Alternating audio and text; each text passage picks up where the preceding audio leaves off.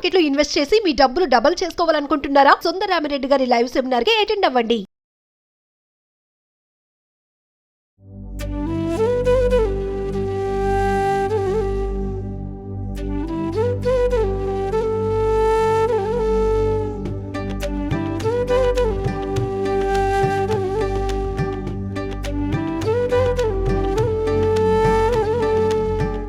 ప్రస్తుతం మనతో పాటు ప్రముఖ ఆధ్యాత్మికవేత్త శ్రీనివాసులు అనంతరామ శర్మ గురువు గారు ఉన్నారు. వీరితో ఈరోజు కొన్ని విషయాల గురించి మనం చర్చిద్దాం. గురుగారు నమస్కారం. నమస్కారం అమ్మా, నరసింహార్పణం. ముందుగా మీకు విజయదశమి శుభాకాంక్షలు, నవరాత్రి శుభాకాంక్షలు గురుగారు. మీకు కూడా విజయదశమి అమ్మవారి సంపూర్ణ అనుగ్రహం కలగాలి అని చెప్పి అమ్మవారి తరఫున శుభాకాంక్షలు కూడా తెలుపుతుంది. గురుగారు, ఇప్పుడు మనకి ఈ విజయదశమి నాడు నవరాత్రులు స్టార్ట్ చేసుకుంటే అమావాస్య దగ్గర నుంచే మనకి 11 రోజులు వస్తుంది. ఈసారి ఎందుకు అలా వచ్చిందని అంటారు?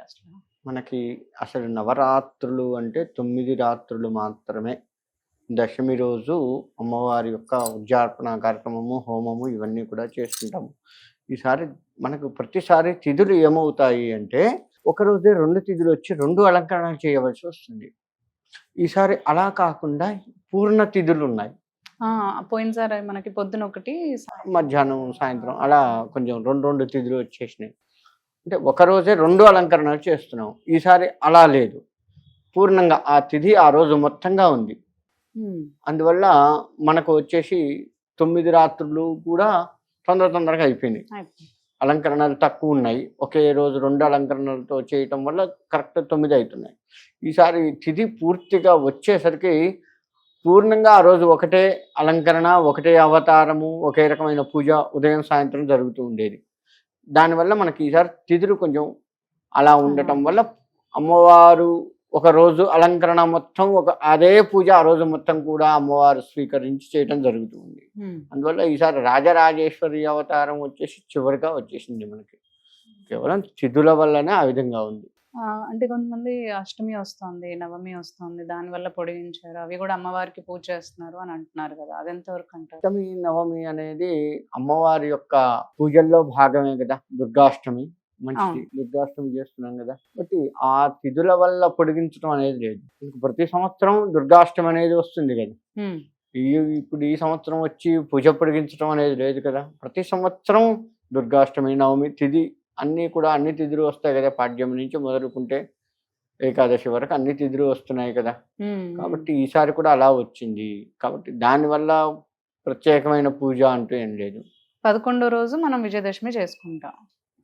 ఈ రోజున మనకి ఎలా చేసుకోవాలి? అసలు పూజా విధానం ఏంటి, ప్రత్యేకత ఏంటి, అసలు అమ్మవారి అనుగ్రహం కోసం ఏమేమి పూజలు చేయొచ్చు అంట? ఇక్కడ వచ్చేసి అసలు నవరాత్రులు అంటే మనకి 4 రకాల నవరాత్రులు ఉన్నాయి. ఒక నవరాత్రి వచ్చేసి ఉగాది నుంచి వస్తుంది, వసంత నవరాత్రులు అంటారు. ఆషాఢ మాసంలో వచ్చేసి వారాహి నవరాత్రులు. ఇప్పుడు మనం చేసుకునేది శరన్నవరాత్రులు, తర్వాత శారదా నవరాత్రులు. ఇలా 4 రకాల నవరాత్రులు ఉన్నాయి. మనకి ఎంతసేపు ఈ మిగతా 3 నవరాత్రులు గుప్త నవరాత్రులుగా చెప్పబడ్డాయి, అంటే గోప్యంగా ఉన్నాయి ఇప్పటివరకు. మొన్న ఈ మధ్యకాలంలోనే ఈ వారాహి నవరాత్రులు కాస్త వెలుగులోకి వచ్చింది, రహస్యంలోకి వచ్చింది. అనాదిగా మనం ఈ దుర్గా నవరాత్రులు మనం అనాదిగా చేసుకుంటూ ఉన్నవే కదా. ఇలా ఉన్నది. అయితే ఇక్కడ అన్ని రకాల నవరాత్రులు, ఈ 4 రకాల నవరాత్రులు కూడా అమ్మవారి అనుగ్రహం కోసంగా చేసేది. ఇకపోతే ప్రత్యేకంగా చెప్పబడ్డ ఈ దుర్గా నవరాత్రులు ఏంటయ్యా అంటే దుర్గతి ఇది దుర్గ అని చెప్పబడ్డాయి. అంటే దుర్గములు అంటే చెప్పలేనంత భయంకరమైనటువంటి కష్టములు, ఇబ్బందులు ఏదైనా చెప్పుకోవచ్చు. అవి తీసేసేది అమ్మవారు దుర్గాదేవి. దుర్గతి ఇది దుర్గ, దుర్గములు కష్టములను తీసివేసే అమ్మవారు దుర్గాదేవి. అందుకని ఈ దుర్గాదేవిని ప్రత్యేకంగా పూజిస్తాం. అంతేకాకుండా ఈ దుర్గాదేవిని పూజిస్తే మనము ఏకకాలంలో ఒకే కాలంలో 3 అమ్మవార్లను పూజించిన ఫలితం కూడా వస్తుంది. మహాకాళి, మహాలక్ష్మి, మహాసరస్వత్యాత్మిక దుర్గా పరదేవత అని మంత్రంలో చెప్పబడుతూ ఉంది. మహాకాళి, కాళి అంటే పార్వతీదేవి. మహాలక్ష్మి అందరికి తెలిసింది అమ్మవారు, లక్ష్మీదేవి. మహాకాళి, మహాలక్ష్మి, మహాసరస్వతి, సరస్వతి అమ్మవారు. మహా అంటే గొప్పదైనటువంటి వారు అని చెప్పడం. మహా నారసింహస్వామి ఇలా మహా అని ఎందుకు తగిలిస్తుంటే అత్యంత గొప్పవారు అని చెప్పడం. మహాదుర్గా, మహాకాళి, ఇలా మహా అంటే గొప్పవారు అని చెప్పటం అనమాట. వారు మహానుభావులు రా, చాలా గొప్పవారు రా వారు సంబోధిస్తాం కదా. అలానే అమ్మవార్లని స్వామివార్లను కూడా చెప్తున్నారు. మహాదుర్గా ఇలా చెప్తూ ఉంటాం. అయితే ఇక్కడ పార్వతీదేవి మహాకాళి, కాళి అని చెప్పబడుతుంది, అంటే నలుపు. కాళి అన్న పదానికి సరైన నిర్వచనం నలుపు. ఈ అమ్మవారు పార్వతీదేవిని పూజించటం వల్ల మనలో ఉన్నటువంటి అజ్ఞానం విడిపోతుంది, అది కారణం. అంతేకాకుండా కాళికాదేవి అని చెప్తాం. ఇలా కనుక తీసుకున్నట్లయితే కాళికాదేవి ఆమె ఏం చేస్తుంది, కలిబాధల్ని నివృత్తి చేస్తుంది. మనం ప్రస్తుతం మొత్తం కూడా కలిబాధలతో ఇరుక్కుపోయి ఉన్నాం. ఏదున్నా కలి ప్రభావం మన మీద ఎంతో కొంత పడుతుంది. కలికాలంలో ఉన్నాం కాబట్టి కదా. మాట దురుస్తనం కావచ్చు, భగవంతుడి మీద పూజ చేసినప్పుడు ఆయన మీద ధ్యాస పెట్టకపోవటం కావచ్చు, పెద్దవారిని గౌరవించలేకపోవటం కావచ్చు, ఇలా ప్రతిదీ కూడాను తీసుకుంటే ధ్యాస పెట్టలేకపోతాం. అదంతా కలి ప్రభావం. గురువుని సేవించకపోవడం, గురువుని గురువుగా చూడలేకపోవడం.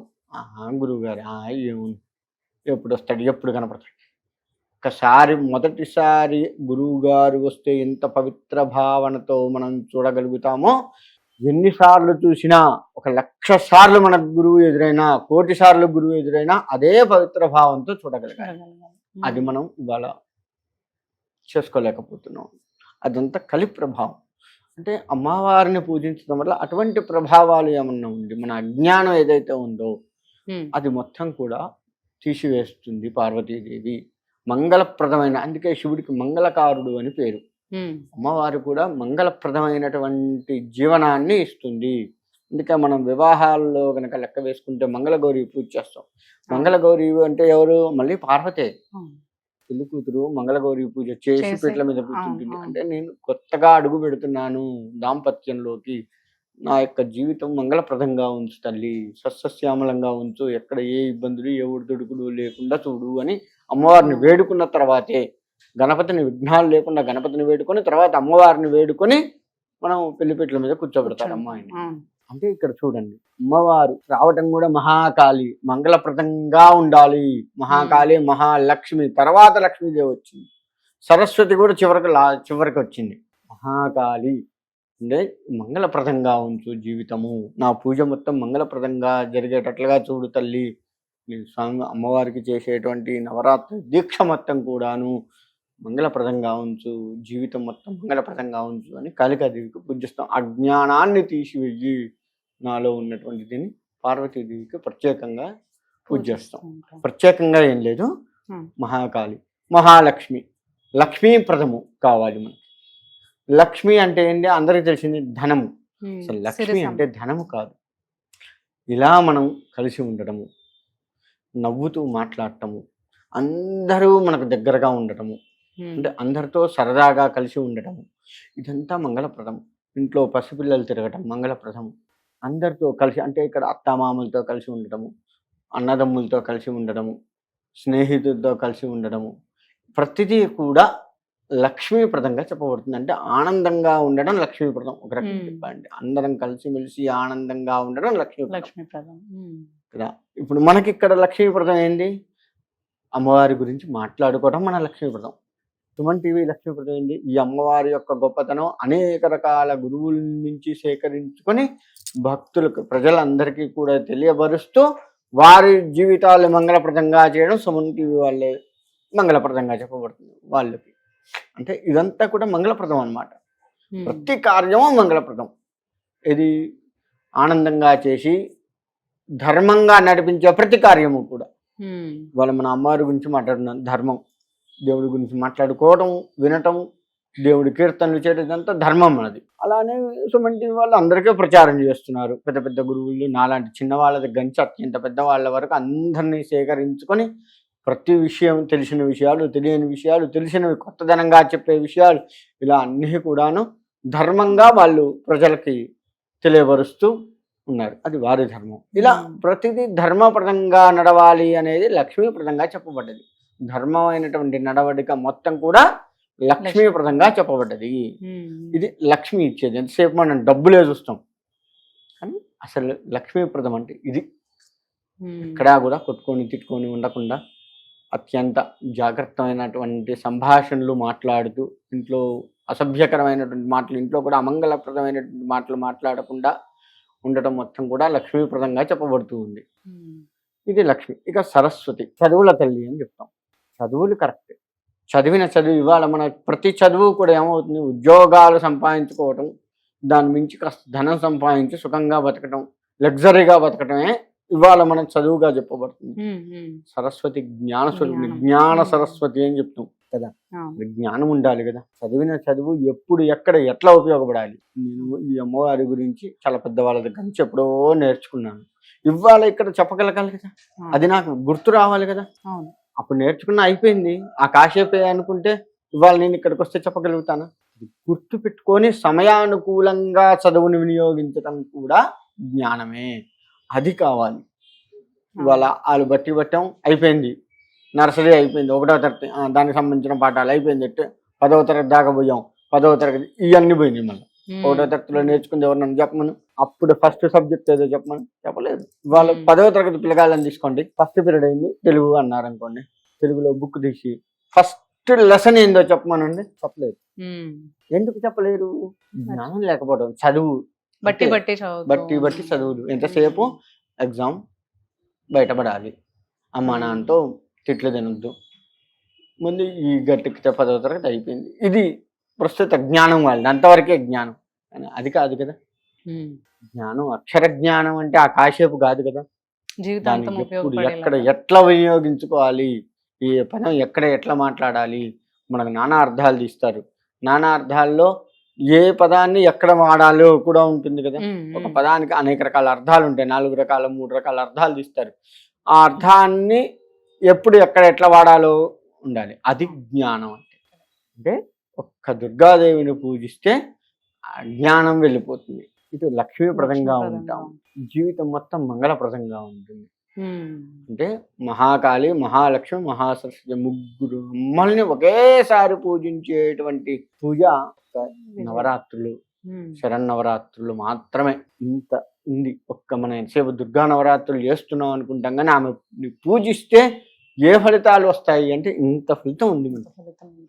ఇది అర్థం చేసుకొని దీని ప్రకారంగా నడుచుకుంటూ గనక చేస్తే అమ్మవారి ఆశీస్సు సదా మనం బట్టి ఉంటాయి. ఇంకొకటి చెప్పేది ఏంటంటే, ముఖ్యంగా గణపతి నవరాత్రులు చేస్తున్నట్లు ఆడుతూ పాడుతూ చేయవద్దు, భక్తి శ్రద్ధలతో చేయండి. త్రికరణ శుద్ధిగా మనస వాచ కర్మణ అమ్మవారి మీద పెట్టి మనస్సు చెయ్యండి, తప్పకుండా మంచి ఫలితం వస్తుంది. భగవంతుడి దగ్గర ఆటలాడొద్దు. ఏ భగవంతుడైనా కానీ మన వినాయక నవరాత్రుల్లో చేస్తున్నట్లుగా చేయవద్దు. భక్తి శ్రద్ధలు ప్రధానం. అవి ఉంటేనే ఆ పూజ ఆ భగవంతుడు స్వీకరిస్తాడు. లేకపోతే ఏదో విగ్రహం పెట్టావు, 10 మందిని తీసుకున్నావు, అట్టహాసం చేసావు, అయిపోయింది, పేరు వచ్చింది, అంతవరకే స్వీకరిస్తాడు భగవంతుడు. ఇంత కథ ఉందన్నమాట అమ్మవారు చెయ్యాలి అంటే.